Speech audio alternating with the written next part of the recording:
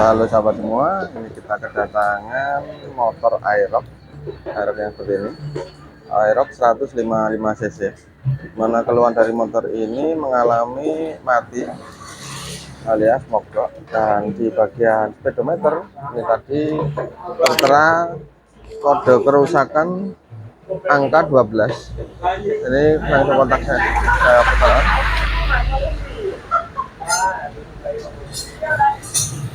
Nah, seperti ini. Posisi motor mogok, terus di bagian speedometer ada kode kerusakan angka 12. Dan kode kerusakan angka 12 seperti ini kalau motor jenis Yamaha seperti Aerox seperti ini menunjukkan kerusakan berada di bagian CKP sensor. Entah itu jalurnya atau entah itu soketnya atau mungkin CKP-nya sendiri yang mengalami masalah. Terus di bagian lampu mil juga menyala tanpa berkedip seperti ini. Jadi tuh manjur seperti itu.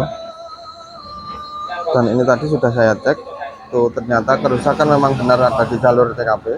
Setelahnya itu jalur kabel besar yang menuju ke bagian sepul, yang intinya untuk menyambungkan arus dari bagian aki ke bagian sepul atau mungkin bagian pengisian ke bagian kiprok yang menuju ke edu. Jadi intinya kabel besar yang menuju ke arus sepul itu terbaca kode 12 kalau di motor Yamaha. Juga termasuk masuk kode kerusakan pada bagian CKP sensor. Dan ini akan saya langsung tunjukkan saja. Ini kontak saya matikan dulu.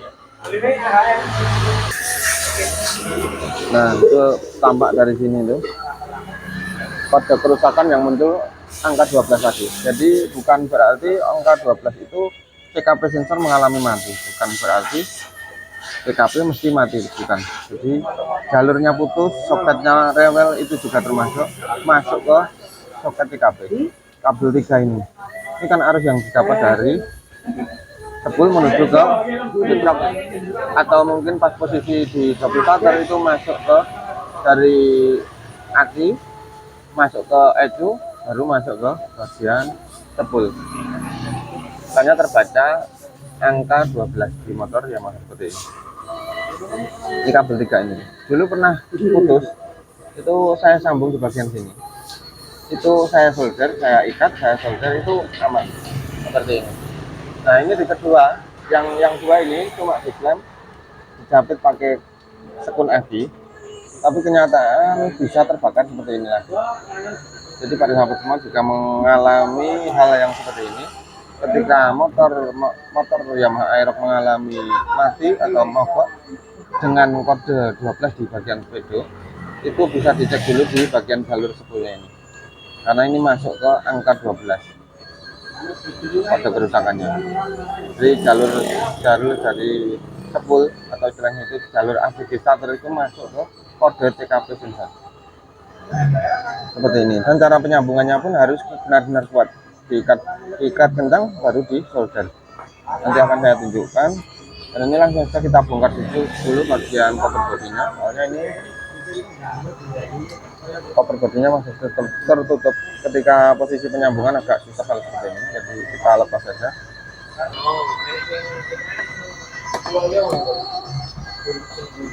Kita lepas dulu bagian cover bodinya supaya pas melepas kabelnya sensor ini tidak kesulitan.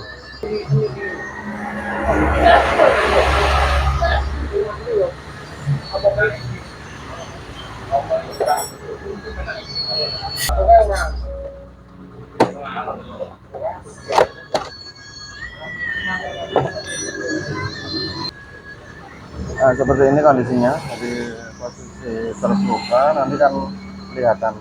Kalau ini agak kesulitan juga bisa dicopot atau dilepas di bagian jok nih. Di cover bodinya bagian jok ini dilepas juga, penyambungan dari atas supaya tidak kesulitan. Itu bisa seperti itu. Kalau dari samping sini agak kesulitan. Ini kita melepasnya itu satu persatu saja dulu, jadi supaya tidak terkeliru atau salah dalam posisi penempatan kabelnya. Kalau kabelnya terbakar seperti ini, bisa dilakukan proses penyambungan atau ditambahin kabel supaya tidak gantung atau tidak cupet kalau bahasa Jawanya ini. Jadi bisa agak kendor sedikit, tidak tertarik ketika mesin gerak naik turun. Ini terpaksa di bagian bodi saya lepas seperti ini. Nah, jengkal saya dorong pakai kunci T joknya, jadi saya miringkan ke sana supaya penyambungan lebih leluasa, soalnya tempatnya ini agak sempit, mau nyambung mentok sama ini terus, jadi agak kesulitan. Lebih baik saya lepas seperti ini, jadi lebih mudah. Ini teori penyambungannya seperti ini, jadi saya belah dari dua seperti ini, karena kalau tidak kuat ini nanti lepas lagi. Jadi seperti ini, disambung dulu bagian sininya, pelintir dulu, sudah dipelintir kuat, tinggal kita sambung. Jadi sambung dua-duanya, karena ini tadi kabelnya agak gantung atau istilahnya agak copot, makanya saya sambung sedikit kabel supaya benar-benar kuat dan tidak gantung kabelnya, atau istilahnya itu kabelnya itu jadi pas, jadi nggak kurang panjang lah istilahnya. Setelah posisi sudah kita pelintir seperti ini, dua-duanya sudah kita ikat seperti ini. Sekarang kita gabungkan, ini kan sebelah, kita gabungkan jadi satu, baru nanti kita solder.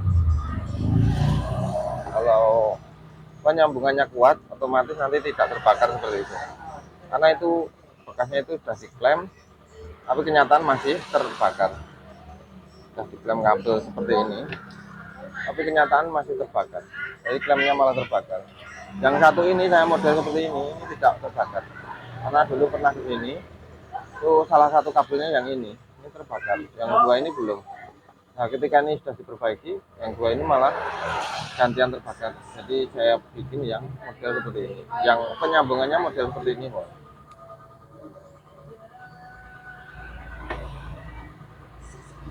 Nah, ketika sudah kencang seperti ini kan kabelnya sudah bersatu, tinggal kita lumuri pakai timah, atau istilahnya kita solder, jadi benar-benar kuat sambungannya, tidak ada istilah korosi, atau istilahnya itu tidak ada istilah kabel ngempong, tinggal kita solder. Ini kita sambung dulu bagian sini. Proses penyambungan sudah selesai, tinggal kita solder kalau sudah seperti ini. Soalnya mengikatnya seperti yang saya lakukan tadi, soalnya kabelnya harusnya benar-benar besar, harus jadi harus benar-benar kuat proses penyambungannya. Sekarang kita solder dulu bagian kabelnya. Solderku pacat panas, kosek-kosek. Kita solder dulu bagian kabelnya.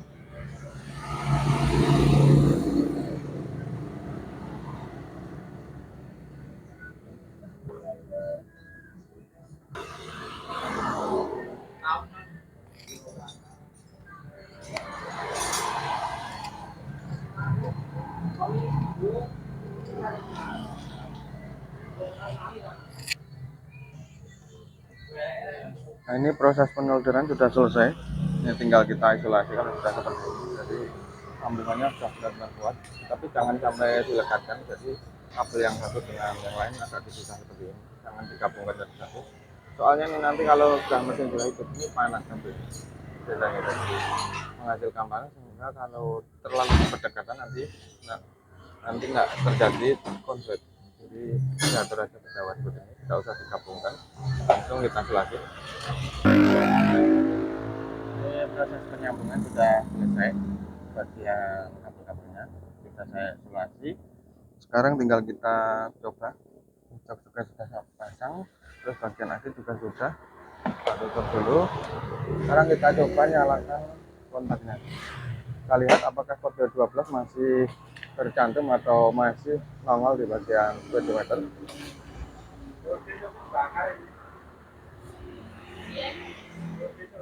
Nah, seperti itu, bedanya sudah tidak ada, kode 12 langsung hilang sendiri.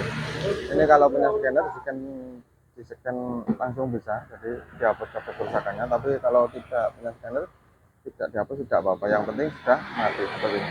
Sekarang tinggal kita nyalakan motornya.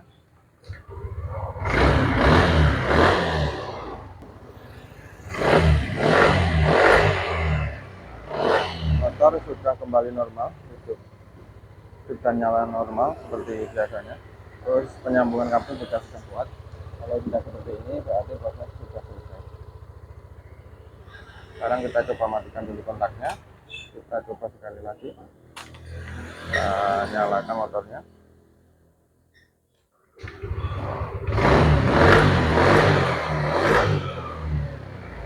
Langsung normal, sudah selesai. Kita matikan saja motornya. Nah, itulah tadi para sahabat semua mengenai proses dan cara mengatasi motor error yang mengalami macet atau mogok dengan kode 12 muncul di bagian video. Itu caranya seperti yang saya videokan tadi. Jadi dicek satu persatu karena kode 12 itu sebenarnya CKP sensor, tapi belum tentu CKP-nya yang mati. Jadi dicek jalur-jalurnya, kemungkinan ada yang putus atau terbakar seperti ini. Nah, semoga ini bermanfaat dan kita berjumpa lagi di kesempatan video yang berikutnya. Bye bye.